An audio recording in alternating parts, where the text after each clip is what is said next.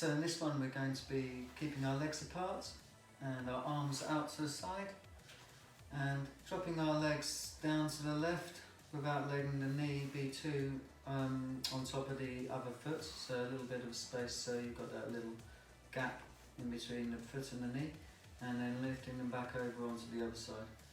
As you do this, just turn your head slightly oppositionally to the legs, just so you can help your body weight create a transfer. It's going to help you get a little bit free and mobilised, flexible in the hips from the legs, and start mobilising in the lower back a little bit, creating stability in through your spine into the upper back, shoulders, neck and arms.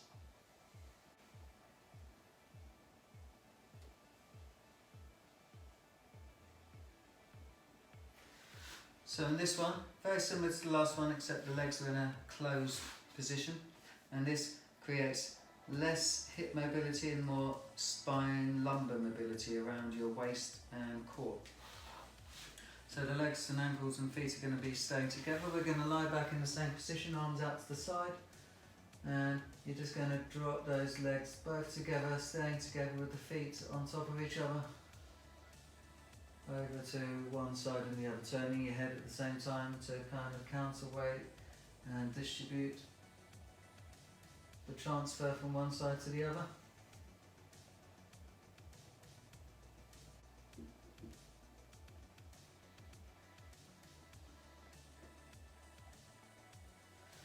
So in this one, we're going to be mobilising through the upper spine, from the below the chest, just on the lower point of the shoulder blades, where the upper spine would start. And it's going to be creating a little rolling rotation as we rock from one side to the other. We're going to raise the arms up with the feet apart, and the hips and legs and feet are going to look to stay still. We're going to lift our head up and our neck, and we're going to feel the shoulder, the upper back curl up off the floor, just until we're sitting just on the lower point of the shoulder blades, or just below that on the upper back. We're going to keep that nice position, and we're going to feel that little rock and roll across the middle of the back. Try not to lie flat back down onto the upper back and shoulder blades. Keeping your head in the same position, looking through your arms. Trying not to force the arms, we're rolling and turning at the body.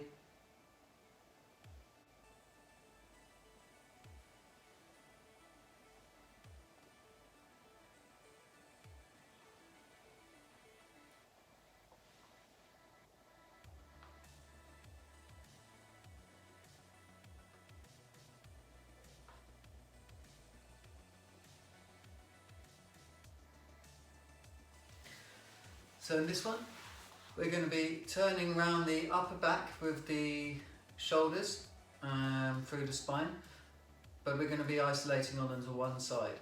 So we're going to lie down on the side of our body in the position I was shown, with our legs as if we're sat in a chair and it's just dropped over to its side on the floor. So we're in that kind of 90-degree angles of the hips, front of the hips, back of the knees. And your arms are going to be coming straight out of the body, parallel to the thighs. Okay, so try not to kind of swing them up wider at the wrists and knees than they are at the hips and shoulder end of the leg and arm. Palms on top of each other, head up, just lying nice and lined with the spine, with the head and neck. And then we're going to turn the body, raising the arm as we go out onto its back. Swinging the arm around the body to the floor, or as close to the floor as you can, turning the head round onto the floor as shown, and then we're going to turn the body back around, bringing the arm back over and around you as we go, and it should finish as we continue to roll that body. So the motion of the body is rolling round away from the left arm in this position, out on across onto the back, and then the arm is coming around as we turn. And then we're turning that body, and the arm is coming around again as we turn. Head down on the floor when we're opened out, and then head up off the floor as we close back around.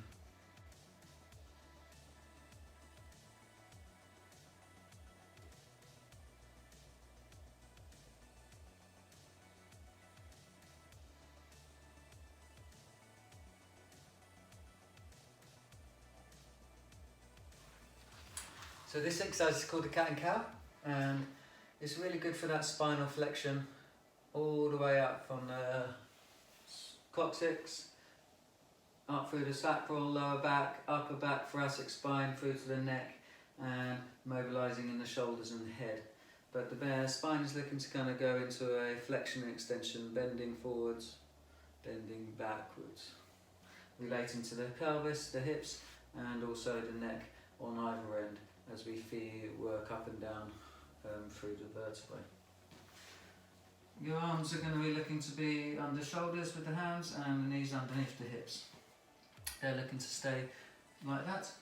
And basically we're going to lead from one end of the bar spine along through the spine to the other end of the spine. So it's going to be a nice fluid movement, but it has to start from somewhere.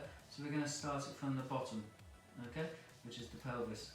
So as I tuck the pelvis, I'm going to feel like my back kind of starts to lift up into a little bit of a curling up. I'm going to allow that pelvis to continue rolling, and I'm going to slowly go up my spine, curling it up as I go, with my neck coming down and my head coming backwards a little bit, looking through my arms.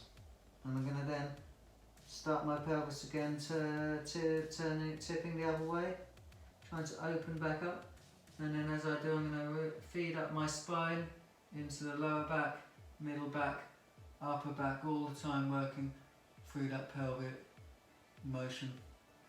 So then I finish with my neck nicely extended and my head looking forwards in a nice arch shape through the vertebrae. So I'm going to feed my pelvis first, start tucking it. As I start to kind of feel the spine moving, I'm going to continue the pelvis, but work the movement through my spine. So I start to open up those back muscles, shoulders, curling up into a nice little dome shape. So pelvis, sacrum, lower back, mid back, thoracic, upper back, neck, shoulders and head. Pelvis, sacrum, lower back, middle back, upper back, shoulders, neck and head. Very fluid.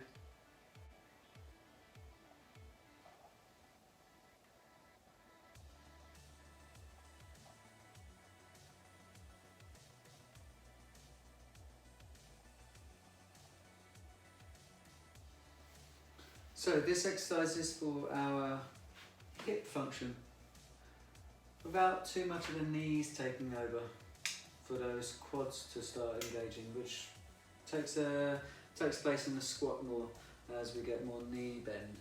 But this is really for opening up those hips into the primary action right at the beginning of our bending mechanism for real true power. But then we've also got the hamstrings getting a little bit stretched and sensationalized as well. As we lean over, we're stretching up through the hamstrings as they're tightening, and that creates a nice little springy power to kind of bring us back up to upright again. So we're going to keep our feet nice and parallel to each other, comfortably so, and we're going to keep the stick down at the front of the thighs and hips, and our shoulders just nicely set comfortably but strongly on the back. We're going to allow our knees to bend, and we're going to move the hips back as we tip forwards, running the stick down the legs, and then we're going to stand back up by pushing our hips forwards and bringing ourselves back upright.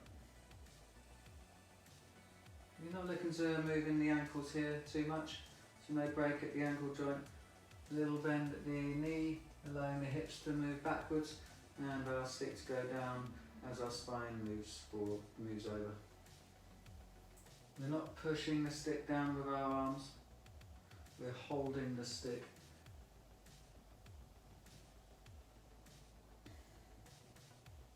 And moving it down as we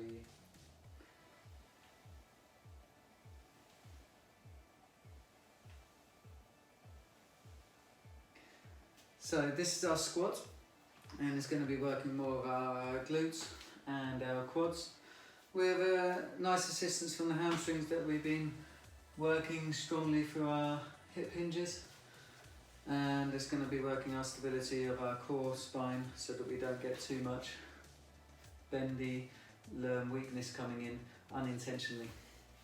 So we're going to set up in a nice measured way so that gives us an opportunity to have a little bit of a nice consistency when we want to come into a nice stock position.